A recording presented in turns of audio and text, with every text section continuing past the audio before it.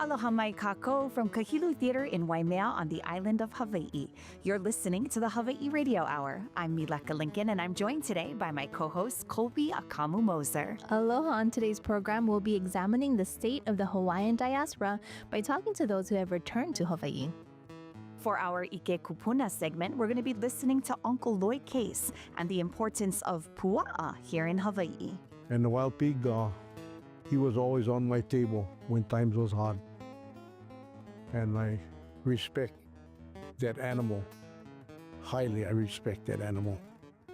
And we'll hear from Hoʻopono Wong from last year's Slatki and Ukulele Festival. And we'll finish with a moʻolelo from Kiane Prietto about our little friends, native Hawaiian snails, the kāhuli. News, ʻike kūpuna, mele, moʻolelo, and more. All on today's episode of the Hawaiʻi Radio Hour from Kahilu. But first, the news. Aloha from Kahilu Theater. I'm Mileka Lincoln, and I'm here with my co-hosts, Kolby Akamu Moser. Aloha, we are so glad to have you listening to us today. This week, our co-host, Naka Nathaniel, left the islands and took a trip across the Pacific to faraway shores. Far, far away. Well, not that far away, just to Washington State, a place that used to feel like a world away in terms of difference, probably felt a lot more like the islands this past week. There were definitely more familiar faces from the islands there since the Hawaiian Council's 2025 convention was held this week on the todayʻs Reservation at the todayʻs Resort and Casino. Naka went to the convention to moderate a panel discussion with 3 former members of the native Hawaiian diaspora to talk about their journeys to return to make Hawaii their home. Yep. This is definitely a timely conversation, especially since that statistic broke in 2020 that there are more native Hawaiians living on the American continent than here in Hawaii. And whenever the Hawaiian Council Convention is held outside of Hawaii, the topic of conversation really becomes about reconciling with this fact. Naka spoke with Makalika Naholova'a, Kione DeFranco, and Pele Kaio in Seattle. Here's Naka with that conversation. We're going to jump right into it. Pele, where you went grad? I graduated from Carson High School in Carson, California. Kione, where you went grad? Aloha mai, and I graduated from the Landon School in Bethesda, Maryland. All right, Makalika, where you went grad? I graduated from a public high school called Buckeye Union, which is about 40 minutes west of Phoenix, Arizona. So this is a question that I love getting in Hawaii, and people do not know what to do with any of our collective answers. We're the exception to the rule. And we answered the kahea in one way or another, and we want to talk about that. But we want to talk about the kahea with a little bit of caveat. Kione, you were a tech entrepreneur in Brooklyn. What is the thing that you think of first when somebody says, hey, I'm a Kanaka, I'm thinking of answering the kahea and going home? What goes through your head? Mo'okuauhau. Learning your genealogy. You know, if you have access to kūpuna that have that ʻike for you, spend time at their feet. If you need to do your research, there's so many resources online, but I believe understanding your genealogy, who you are, where you come from, where your kūpuna are buried, and then beginning to make pilina with that aina is the beginning of that path home. That and learning a cultural practice. Yeah. Makalika, like Kione, you did a lot of time in NYC. You got your law degree at Columbia. Many Kanaka families were forced from Hawaii due to economic conditions. We know that the bar to return is high. What's your guidance for those that are trying to think about going over that bar? I think you need to trust your na'au about where you're supposed to be and have confidence that you can be Hawaiian wherever you are. And some people are not meant to be in Hawaii at a place and time in their life, or maybe for a long time in their life. But if you feel that you are supposed to come home because that's where your kuleana is at that moment in time, I want people to know that that's a call you should answer, and you should just have that confidence in doing it. My background, you know, it's way more than we're gonna fit in like 30 seconds because my family wasn't displaced economically exactly. That wasn't exactly our story. So I grew up with parents who had 2 very different experiences being Hawaiian. There's a diaspora in Hawaii of people being pulled into Oahu who really, because that's where the jobs are, but actually their family roots are Molokai, Kauai, Maui, you know, one of the other islands. So my mother was a part of the Hawaiian diaspora where her Molokai family was pulled into Oahu, and that's where she was raised, and she went to Mahealani High School, and that's her story. And my father, his My grandfather joined the military, and so my father was born here in Washington State. And I felt that there was a moment in my life when I needed to be in Washington State, and that was a very, very good time for me professionally and for my family, so I'm very grateful to this place. But then there also came a time where I felt my family needed to be in Hawaii for the next generation of children that were coming. And so I've been a resident of, I think, at least 8 or 9 states in Hawaii. And so I just want people to have the confidence that, like, you can be a good Hawaiian in any of those places, but also have the confidence that when your na'au tells you that you're supposed to go home, go home. Right, yeah. So that question, though, about economics, I mean, that is the number one thing. It's very challenging. It is very challenging, and I think, you know, it's very important that we don't judge each other for doing what we know how to do best to take care of our families. At the same time, I think in the diaspora, we have to understand that there's people who are making sacrifices to keep Hawaii, like with Native Hawaiians, right? There is no Hawaii without Hawaiians, right? So we kind of have to constantly be having that grace for each other and figuring out how, nevertheless, we're going to continue to aloha each other. But for the people who feel like they have to leave because there's no economic opportunity, there's people who are staying despite that reality, right? So how do we continue to help each other? Yeah. You know, Pele, you're a kumuhula on Moko'oke'awe, but you grew up in Carson, California, where your family has a notable halau. And one of the big questions for so many folks in the diaspora are, how are you going to fit in culturally when you return to Hawaii? Yeah, you know, for me, you know, living in two worlds but not really belonging to either. And I felt imposter syndrome when I moved to Hawaii because I looked Hawaiian, and then as soon as I started talking, people were like, wait, where are you from? It's that uncanny valley, right? It's like, yeah, he looks like he belongs, but wait. But it's even harder when you move to the country and everybody, all the men in the country, they know how to fix cars, they know how to build houses, they know how to tie every kind of rope, they know how to hunt, they know how to fish. And here I come with my girlfriend at the time teaching me how to mow my own lawn. So there is a cultural shift, not only being Kanaka in diaspora, but also being a city boy moving to the country. Kiane, you've been working with Purple Maya. You spent a lot of time in the tech scene in Brooklyn. What's been the biggest surprise about working in Hawaii? I would say it was a relief to move from such a capitalist-driven society that is trying to build solutions for monetary profit to coming home and working with a community that's trying to rebuild our nation. You know, and so technology can play a role in that. Mo'olelo is our original technology. Local ia was ways that we were feeding ourselves. You know, some of the most self-sufficient food systems that we've seen in the entire world. Those are our original technologies, and so being able to work with organizations like Purple Maya Foundation, being able to partner with organizations like Nation of Hawaii, where we're able to build puʻahonua and build technology enablement inside of there in the pursuit of ea and liberation for our people was what I was always yearning for. And so it was sort of putting that net out that these were the spaces I wanted to be. I was recruited by Purple Maya Foundation. Uncle Bumpy invited me home. Auntie Pua Case was coming to New York, consistently organizing Kanaka in the diaspora for the Protect Mauna Kea movement. And so being open and receptive to those kaheas, I think, is critical. And so it's just been a relief to build with our people and build with a mission driven by aspirations for a more liberated Hawaii for all. Makalika, what's been the biggest surprise in returning to Hawaii? To be honest, I think the thing that I would coach people on who were born on the continent like me, honestly, the thing that I just have so much aloha for people born and raised in Hawaii, I actually feel much more oppressed in Hawaii as a Hawaiian than I did on the continent. So on the continent, it's very rare for me to see a Hawaiian, even living in Washington State, which if you look at the demographics of this place, it's a very white state. You know, the folks that are hosting us here, it's so special to be in a native space. If you want to find native spaces, you can find them here. They exist and they're strong spaces. But the majority experience is not native in Washington. And so, you know, not only was I not seeing Hawaiians on a daily basis, I wasn't even seeing another native person. You know, this is just, the dominant culture here is very dominant. And then nevertheless, I felt like the culture here is that people who are from minority groups generally band together and they're really strong allies. A lot of conversations about what equity looks like, what making things right looks like, what reconciliation looks like. That's very normalized. That's my experience here.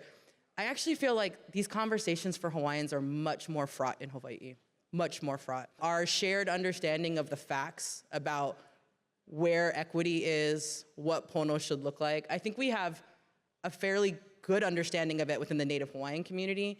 I'm very saddened by how difficult it is to have those conversations across difference with folks who I think of as allies here on the continent, that their interests are not aligned with Hawaiians in Hawaii. So it's very difficult, and I feel that people who have been doing this their entire life, I really hope that they malama themselves, and that, the ceremonies that we have and the practices that we have to keep ourselves healthy are very important, because I feel like there's a lot of tension on these issues in Hawaii. Yeah, I want to revisit that in a little bit, but Pele, same question. We've all been back for roughly 3 years. You've been back for 20. Yeah, I've been living on Hawaii Island for about 20 years. The thing that surprises me most, surprised me most, was how many Hawaiians were not interested in learning things that were culturally Hawaiian. It seems like it would be the opposite, but I find that Hawaiians that are on the continent who don't have these opportunities are more receptive to learning hula, learning Hawaiian language, and anything that's Hawaiian, they're going to gravitate towards, because they know what it's like to live in absence of. And a lot of the people there sometimes take what they have for granted, and that it'll always be there. And Hilo is so rich in resources culturally. It's hard to be a kumuhula because there's so many of us that are teaching, and actually so many of us that come from the same lineage that we have to teach for free.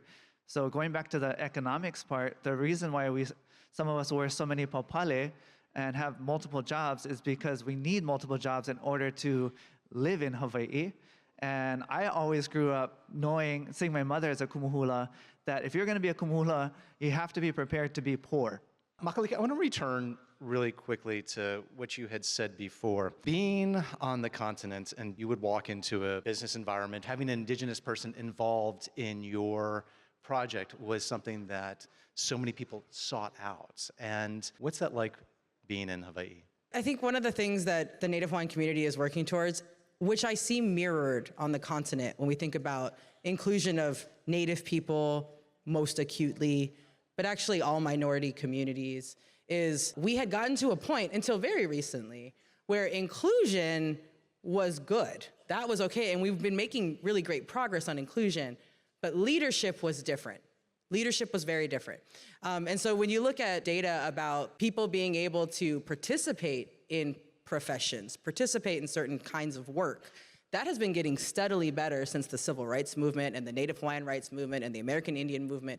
All of those movements was the foundation that allowed us to step this forward. So now, raise your hand if you have a graduate degree. Everybody's hands up. Yeah, I actually always say, education, we had a panel on education, Native Hawaiian education and Alaska Native education yesterday, which was really grateful to the people who came to that. Native Hawaiian community, from my perspective, is sort of a tale with two sides, because we persistently have some of the lowest representation in high school graduation and then higher education. And then at the same time, we also have a lot of ceilings have been broken already, right? So somebody recently said, I think you're going to be the first one to get like a PhD or a JD from Yale. Somebody was like, no, the first Hawaiian did that in like 1895. That's a more nuanced conversation for us. We're very curious, intellectual people. And so when given the opportunities, having a practical pathway, Native Hawaiians have been showing for a very long time that we will walk those paths, and very high contributors to intellectual spaces and in leadership. But what we're facing in Hawaii is that's very hard. When we look at organizations, it's very rare to have a Native Hawaiian in charge of an organization at all, unless it's a for-profit that basically we created sometime in the last 30 years, right? So established for-profit organizations, almost never. On boards, almost never. And then our own organizations, almost never.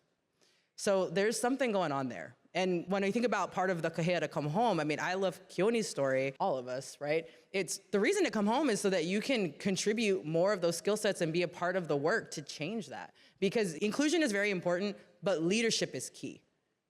Kiane, you're used to going toe-to-toe with the best and the brightest. coming into Hawaii, knowing that you have this skill set, you have this confidence, and you have this competence to compete anywhere globally, coming into Hawaii, what's that been like for you? My grandfather was in the U.S. military. That is why our family entered the diaspora. And so he finished his career in Washington, D.C. And I had moved in with him in the fall of 2020 because he had fallen ill. And so I'd always had these conversations growing up as a diaspora, trying to find and root myself in Hawaiian identity, constantly having it threatened. You know, I was living below the Mason-Dixon line, feeling a tremendous amount of racism. And so I was continuously building up my self-identity by learning cultural practices, by learning of the history of Hawaii and understanding about the occupation. So I was with my grandfather over the course of the beginning of the Red Hill spill and over the course of Thanksgiving. And so it was really that kahea that truly brought me home. I was hired by Purple Mai within that time period. But fast forward 4 or 5 months later, right, we're doing frontline actions at places like Pacific Fleet Command, beginning to negotiate the closing of that facility. And so being able to look, Pacific Fleet Command officers in the face and know my genealogy first and foremost, understand our rights as Native Hawaiian people and our kuleana on behalf of all of us that drink fresh vai, that we need to end the exploitation of our resources and demand access to them once more on behalf of the 1.4 million of us that live there. And so if, my journey is similar to the Kanaka that were sent out by Kalakaua to go into the diaspora, learn, develop specific skills that can rebuild our country. And so that's the kahea that I answered. It was my own grandfather saying, you need to go home at this point. Go home, fight for our people. And so being able to come back with specific skills, I no longer am spending my time speaking with VCs. I'm trying to do the work to rebuild our country. And so many of us in this room from the diaspora have specific skills that can truly help us build a more sustainable Hawaii. We need more puʻuhonuas. We need more land back. We need more spaces in which we can house our people so that we can do the difficult work required to bring back food security. These are the groups that should be getting the 99-year $1 leases. Give it to the farmers and ensure that we have enough food for all of us, right? And so these are methodologies that we can study around the world that have worked, but we do need the folks in the room that have these skills in the diaspora to come find their kulana, come train with us, and come back home and fight this battle collectively. So I want to revisit that little bit about being a kumu. And how do you handle folks that have just returned from the diaspora? Pele, honestly, they're like my favorite students because they have a fire and a passion to learn. Most times when they're moving, they don't really have any other kuleana but to be there to learn. I love all my students, and they all come with their own unique talents and backgrounds. And they all come with a different lesson for me to learn. Some lessons I prefer more than others. A lot of people have moved to Hawaii as their reward for having made it. They've cashed out and they've bought their dream home in Hawaii, which has made it very difficult for haumana young people, opio, in Hawaii to make it. What are some of the ways that we can help those haumana make it and remain in Hawaii, being people who have made it in the continent? I mean, I do think what Pele is doing with the Palama Foundation is critical, and that's building the bridge directly to the diaspora, teaching them cultural practices, inviting them home to reroot in Aina. That's a critical piece of this, but we do need more land. We need more land back. We do need more puʻuhonuas and spaces where we can house our people, and this is something that we can collectively be pushed for. If we look at the way that the Chinese have been able to organize within their diaspora, and Sun Yat-sen, the way that he was in the Hawaiian Kingdom, inspired by the free healthcare and the other social services that he saw, and he was able to organize and bring resources into China to help him with their fight in that moment. I think it's that kind of thinking. I think it's being in the diaspora. As I'd mentioned, I was organized by Auntie Pua Case. She came out and she gave us kuleana in New York and said, one day we're gonna need you to come to Mauna Kea, but what you can do today is you can teach the people of New York City our fight for Mauna Kea, and you can do that on the ground through rallies and building community. And so, Auntie Twinkle, who just passed away, who had helped consistently, was talking about giving kuleana to the residents of that puʻuhonua and their effort. With kuleana comes mana, right? And so let us engage with our diaspora in a way in which we're giving them kuleana. We're helping them feel not just a part of the movement, but actually become critical pieces. And so when I think about how do we bring our people home, the cost of living is high, so we need to be testing the structures. I think as all these pieces together, it is worker organizing, partnering outside of our communities, and doing direct organizing in the diaspora in person that's going to pull all these pieces together. But we need a national vision. We need to reroot ourselves in building a Hawaiian nation that can stand up against the rest of the world and provide a more equitable way of life than we're currently being offered by the U.S. We should call it out. We're living under authoritarianism and a fascist dictatorship that is seizing our entire country, right? So it's critical in this moment that we're rising to the challenge and we're saying, "Ole, we don't want this anymore. We believe in a better Hawaii for all of us." So Hawaiians need to be at the forefront of that, but we need to be organizing across all these different communities simultaneously. Can we talk really quickly about the way that you're working to become that 2,500-mile bridge? So Hawaii for me is really about community and people. And we have this term, Hawaii pa mau. You had asked me about diaspora. Is there another term? And in our mele, if we go back to our mele, we look at chants that start with Hawaii nui, Hawaii iki, Hawaii loa, Hawaii poko, Hawaii akapa mau mau. Hawaii, the big Hawaii, the small Hawaii, the long Hawaii, the short Hawaii, and the Hawaii that extends to distant shores. And for us or Kanaka that are in the continent or around the world, they are Hawaii pa mau mau, but they're still Hawaii. Can you please say it one more time? Let's popularize this. Yeah. Hawaii pa mau mau. Everybody say that. Hawaii pa mau mau. Pa mau mau. All right, I love that. Thank you. We'll be right back after this short break. You're listening to the Hawaiʻi Radio Hour.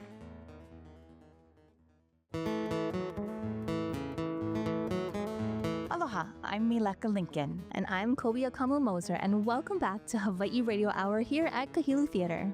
Uncle Lloyd Case is a legendary hunter here in Waimea. He's made it his life's work to raise and care for pigs. So if you have a puaʻa problem, Uncle Lloyd is the person to call. We profiled Uncle Lloyd in our latest episode of Eating Our Roots that premiered on Saturday. Here's Uncle Lloyd Case sharing his amazing ʻike. My mother had a hog farm, so I was always around pigs. She had a hog farm back in 1920. And when we finally gave them back up in 1964, I still raised a couple for the house and stuff like that. And then later on, was using my friend's place, Sam Whitehead. He let me use a couple acres of his Hawaiian Homes lease, and I was raising pigs over there. But I couldn't keep up. The demand was so great. So this other friend, Atta Hall, this was his lease here. And I went to see him, and he let me use 1 acre over here. And then I started negotiate some deals with Mahealani, and I got the food source from them. And then eventually, I got all the hotels, and I had about 700 hogs. Wow. Yeah, it was one of the biggest operations up here at the time. And I kept usually about 400 commercial pigs, and then I had the rest was feral hog, which is our Hawaiian wild boar. I had 300 something to at times 500 of that. The local people, the old Hawaiians, and they rather have the wild pig for kalua. Oh, okay. So I would trap animals and bring them back, castrate them, worm them, take good care of them. We feed supplement with macadamia nuts as well as some grain at times, and then mostly the food from the hotels.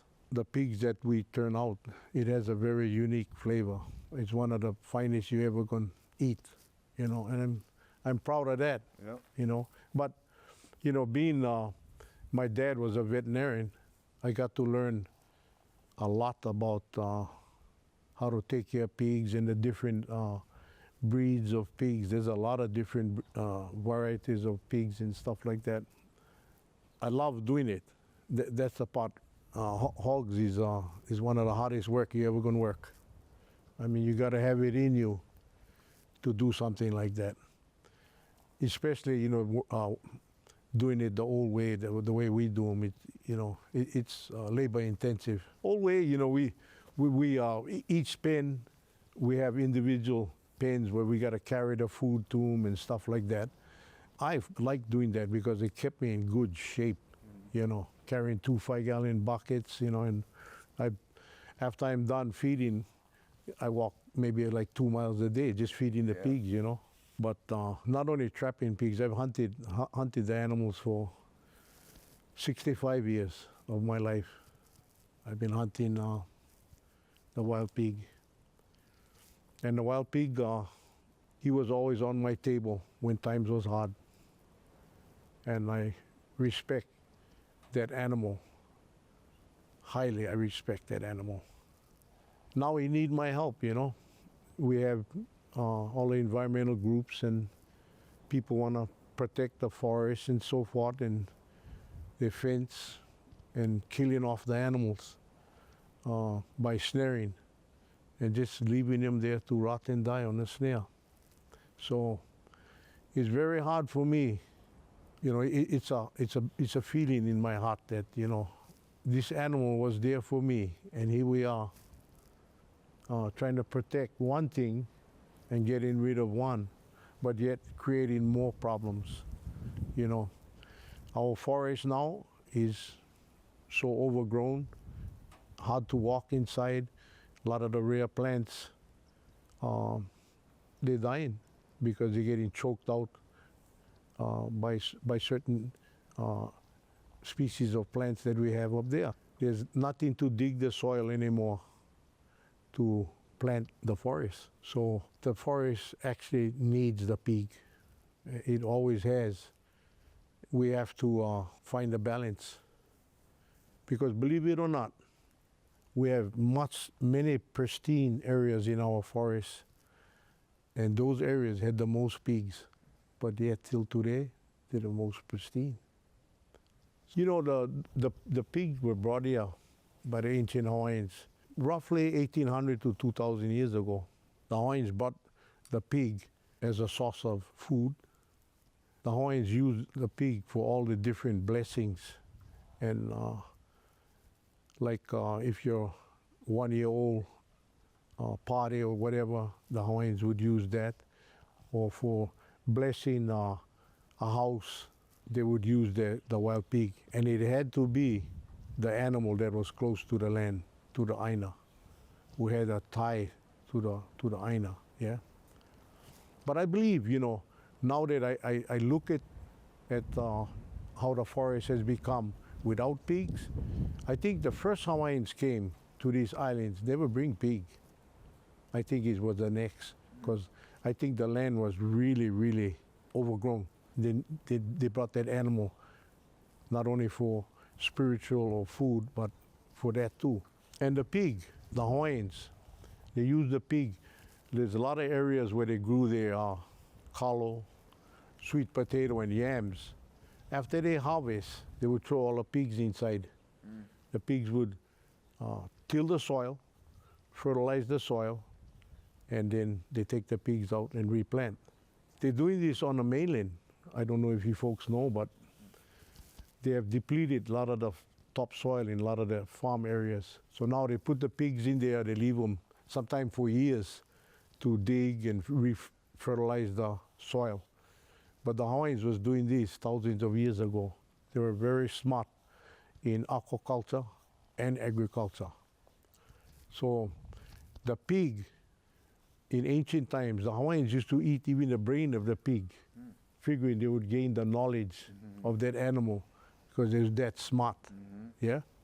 The third smartest animal in the world, a pig.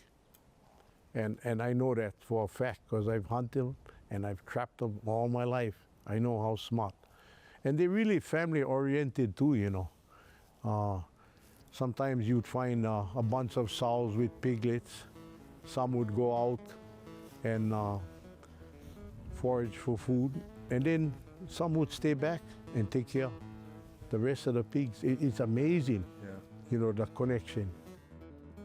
Mahalo again to Uncle Lloyd Case for sharing his ʻike with us. You can watch our episode on Uncle Lloyd by searching for Eating Our Roots on HawaiiNewsNow.com. We'll be right back.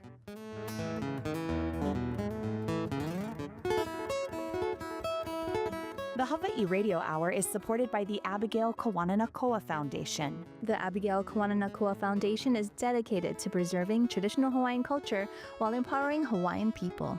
The foundation is the residual beneficiary of the Princess's Trust and is her lasting legacy and her ultimate gift to her people. To learn more about the Abigail Kawananakoa Foundation, please visit kawananakoafoundation.org.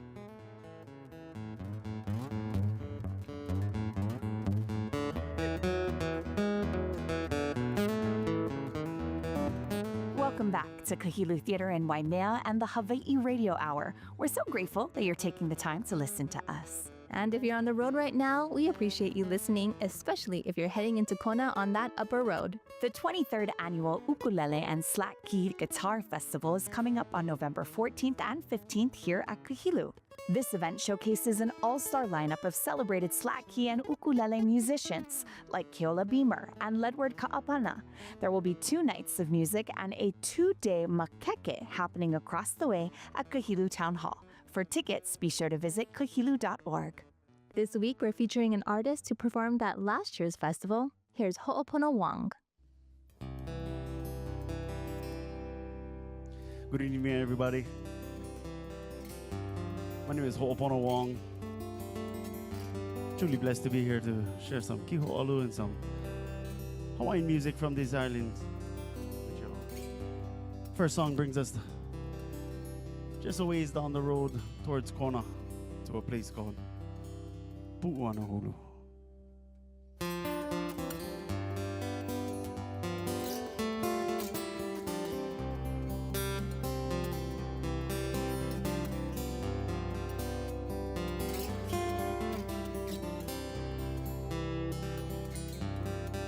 Nani vale pu'uana hulu I ka iuiu Aina pali kaulana pu'u kini kini Nani vale pu'uana hulu I ka iuiu Aina pali kaulana pu'u kini kini Luia mai koko aloha E nā manu o hulu mele mele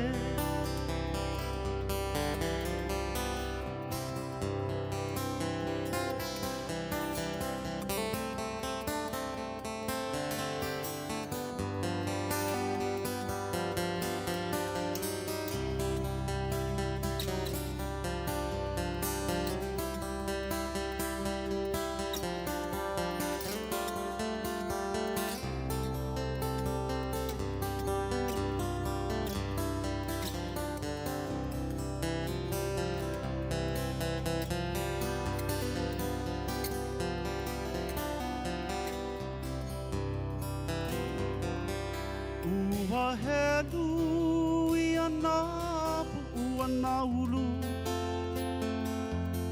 Ka paia ko inoa o ke ola Ua helu ia nā pu'uana ulu Ka paia ko inoa pu'uana ulu Luia mai koko aloha E nā manu o hulu mele mele Luia mai koko aloha e nā manu, hoʻo hulu mele mele.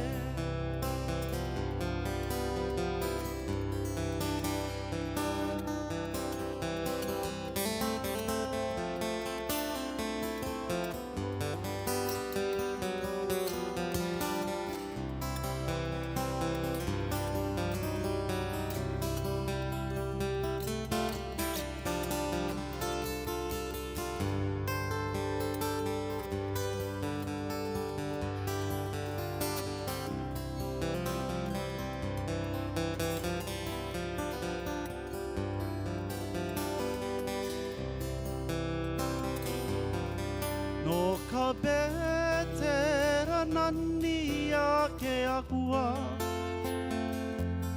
ka paia, ka inoa ka lamaku o ke ola. No ka betera nani a ke akua, ka paia, o inoa ka ke ola. Nui a mai, koko aloha. E nā manu, ho'o hulu mele mele. Nui a mai, koko aloha. E nā manu, ho'o hulu mele mele. E nā manu, ho'o hulu mele mele.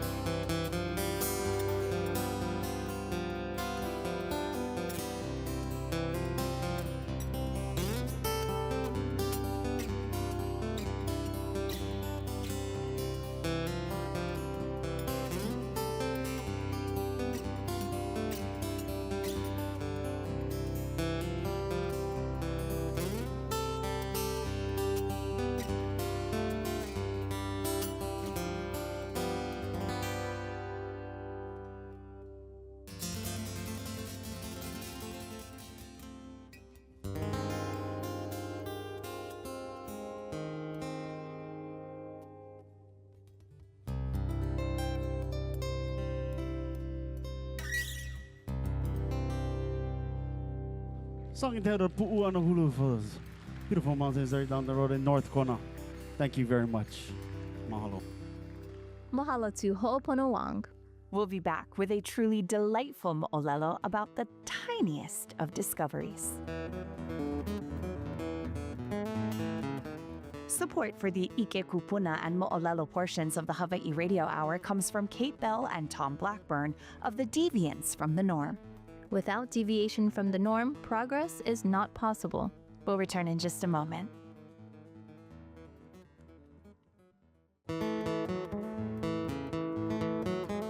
Aloha, I'm Akamu Moser. And I'm Mileka Lincoln. Welcome back to Kahilu Theater and the Hawaiʻi Radio Hour. Here at the Hawaiʻi Radio Hour, we believe that there's no story that's too big. And no story that's too small. To demonstrate that, here's Kiane Prietto. O Kiane mahina malama lama kanaha Prietto ko inoa.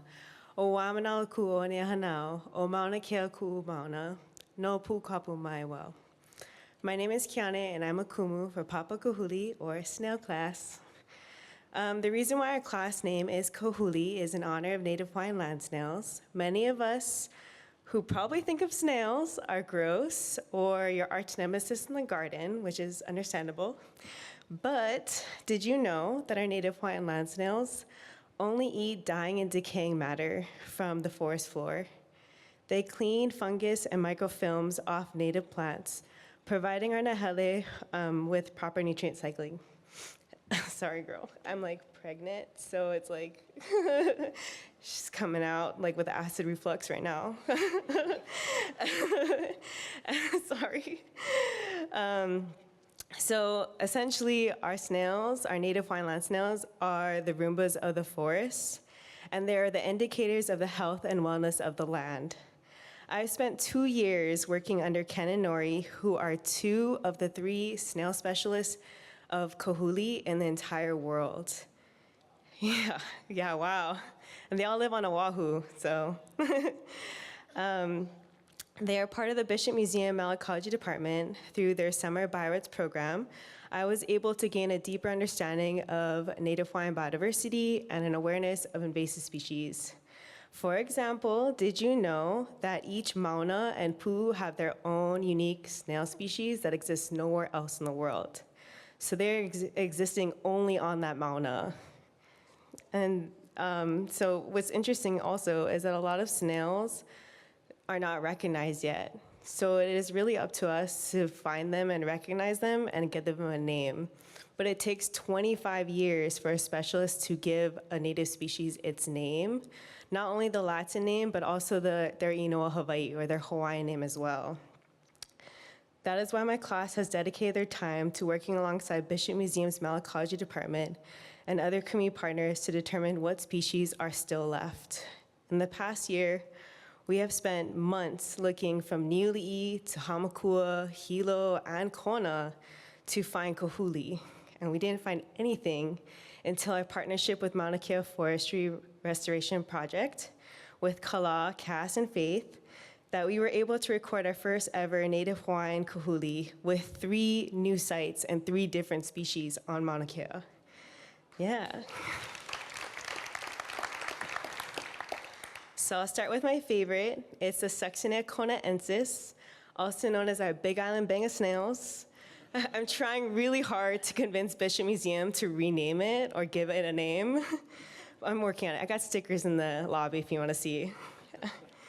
So because this species was one of my favorites, it's also the only species that we found alive, unfortunately. The other 2 are just shells. And so what's unique about Succinea conaensis is that it only exists currently on record on Mauna Kea at 10,000 feet elevation and on Hualalai. But back in the day, they used to be from the mountain to the sea. So they were abundant in our area, and they can only survive in clean microbiomes. And so we spent the whole day, if you didn't know how our fieldwork goes, is we start around 7 a.m., we meet at the base of Mauna Kea, we go up, 4-wheel drive only, and we spend that, thank you. We spend the entire day out planting native species, removing invasive carnivorous snails, and then we're searching through rocks, plant matter, and everything that we can in order to just find the species. But it wasn't until long after lunchtime that we ended up finding this Succinea conaensis, and it was residing only in rocks. So it was at 10,000 feet elevation, it was larger than this stage, this was our site, and we spread out and we were just digging through rocks. And that's where they were. There was no plants, it was just rocks and good vibes, I guess. The other 2 species we recorded were just shells, possibly just piled from runoff at a lower elevation around 7,000 feet. So the assumption is that they were probably living around 8,000 feet and over time died and then got washed down into the ravines in which they were collected. So what's really interesting though is that out of 1 of 2 of the species, they're actually indigenous, meaning that out of the entire kāhuli genealogy, this is the only species that exists throughout the Pacific. So 99.9% of kāhuli recorded on or in Hawaii are endemic, so they're found nowhere else in the world, except for this 1 species. It makes up the 0.1%. And it's actually known as like a va'a snail. So it came here on the va'a with kanaka, like kawakahiko, right, back in the day.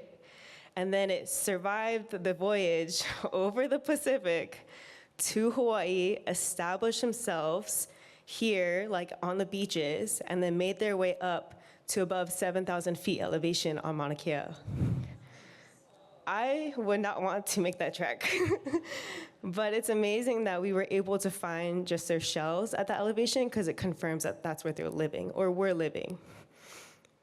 As for the last species I had the privilege of recording, was by far the most difficult to identify. It belongs to the genus Leptacotina, which are really tiny shells.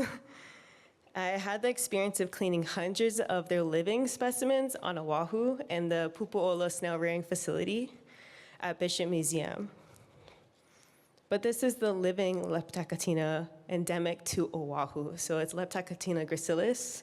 And so it's the same genus, but the species that we have here are endemic to our mauna, so it's gonna be a different species that I had to figure out the name.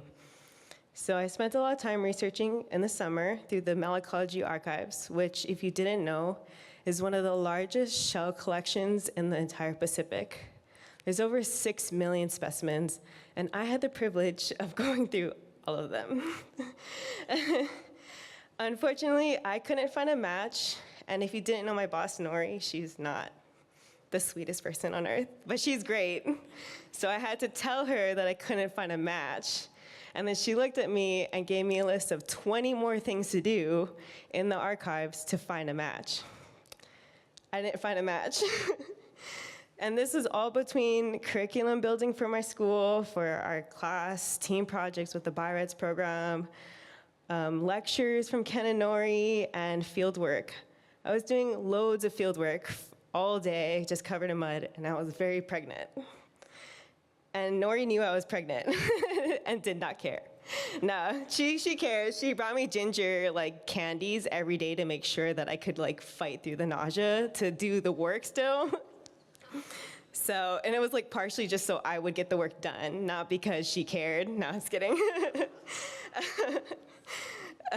But she's great. And so after a lot of time doing field work and studying the living snails and arguing with Nori about this Leptacotina species, it turns out that I was right and that there are no names to this snail. Yeah, I guess we can name a new snail. So if you are interested in helping recover this name of this species, please let me know. You can follow me on Instagram at Sapalila and reach out, because the idea is that we would collect stories, moʻolelo, oli, and mele, and hula that talk about kāhuli and trying to figure out what type of species this is based on historical data, and of course, ʻike kūpuna, right? Unfortunately, today, this is a common thing. We're experiencing a huge disconnect between us as Kanaka and our true connection to Aina. Over 90% of all terrestrial species in Hawaii exist nowhere else in the world. So these are the same species our ancestors knew and had pilina with, relationships that we're losing and in some cases forgetting. So we cannot wait for others to act. Let it be us who plant native species, remove invasive ones, and protect the last of our native Hawaiian biodiversity for future generations. Mahalo again to our community partners, donors, the Kahuli crew, Surf Camp, Uncle Jeff Ross, my ohana, my husband, for helping with all my extracurriculars, and of course, Kahilu and Hawaiʻi Radio Hour. Mahalo, my name is Kiane, and I'm speaking from Waimea. Yeah. Mahalo for sharing your moʻolelo with us, Kiane. I feel like I have a newfound appreciation for our little kāhuli snails. Me too, and so awesome getting the keiki involved. Shout out to the Big Island Bangas and Kiane. I want to go look for snails right now. Oh yeah, we can definitely see them if we go to the Kāhuli Festival coming to town soon. The Bishop Museum's 4th annual Kāhuli Festival is coming to Waimea on October 18th at Kanuʻokāʻaina Charter School. This year's theme is focused on renewing and restoring cultural connections for conservation and is titled Ke Kanine Kapupu. When the land snails sing, we gather. Check out Bishop Museum's website to find out more. I love that. Kiane was a storyteller here at Kahilu. We're also excited to share the news that we'll hear more stories from our island home recorded on the stage in front of a live audience coming up October 16th. We'll be on stage at 7 p.m. sharing stories from our community, including Kenny T, Elizabeth Pickett, Dana Wong, Tati Dunhour, and more. For more details and tickets, please visit kahilu.org. The Hawaiʻi Radio Hour is grateful for the Stupski Foundation's support of the Hawaii Storytellers Fellowship. The Stupski Foundation is a private foundation returning its assets to the communities it calls home in Hawaii and the San Francisco Bay Area. The foundation partners with community leaders who are building a more equitable future to support just and resilient health, food, and higher education systems for all. Because change can't wait. Kolby, you are powering our social media with the help, of course, from our Hawaiʻi Storyteller Fellows, Gillian, Santiago, and Mahealani duPont. That's right, and we're having fun with our Instagram feed. If we have people tuning in here in Hawaii, we have a special ask. As you heard in Naka's interview, there are more Hawaiians living outside of Hawaii than in Hawaii. Perhaps you could share the Hawaiʻi Radio Hour with them and help them feel a little more connected to the Pae'aina and Hawaiʻi. Great idea, and it's easy to do. You can find us on YouTube, Spotify, and Apple Podcasts. We're here to help you connect with home. So if you're cruising down I-5 in the Seattle area, Or maybe the I-5 in the OC. you can find videos of our storytellers up on stage and all of our past episodes. And if you'd like to re-listen to the show, you can also find us by searching for the Hawaiʻi Radio Hour on Spotify and other podcast outlets. Mahalo for listening. We want to thank everyone who helps to make this show possible. Hoʻopono Wong, Uncle Lloyd Case, Kiane Prietto for getting in front of the microphone. Behind the scenes, we want to mahalo Gillian Santiago, Mahealani duPont, and Naka for their help writing and producing the show. And a special mahalo, as always, to the team here at Kahilu. There are plenty of great events on the calendar this season at Kahilu Theater, and you can find them all at kahilu.org. You can also catch the latest installment of Kahilu's annual Cultural Heritage Exhibition series in Kahilu's galleries. The show runs until November 2nd and brings together traditional practices with contemporary visions through quilt making, featherwork, kapa, fashion, and other textile traditions of Hawaii Island. And if you're away from the islands but don't want to miss out on the performances at Kahilu, you can find shows on Kahilu TV. You can stream Hoʻopono Wong and the rest of last year's Ukulele and Slack Key Guitar Festival. Go to kahilu.tv. We're interested in hearing from you. Send us an email or voice memo to aloha@hawaiiradiohour.com. Again, that's aloha@hawaiiradiohour.com. Here on the show, we say e ho'olohe I ko kākou moku. Listen to our island home. E ho'olohe I ko kākou moku. A hui ho and aloha.